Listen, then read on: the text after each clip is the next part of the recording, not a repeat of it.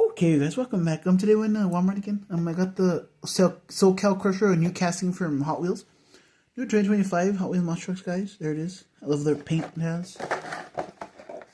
Here's the back.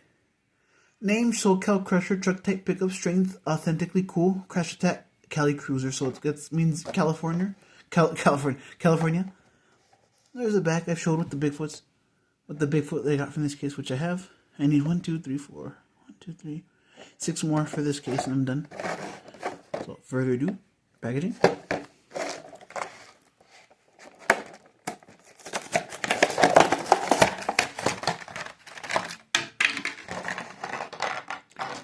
Ooh. Okay, here it is, SoCal Crusher.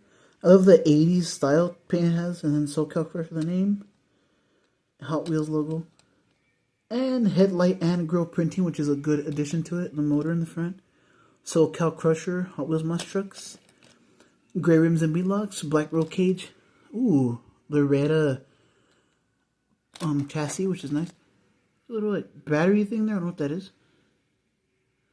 What is that?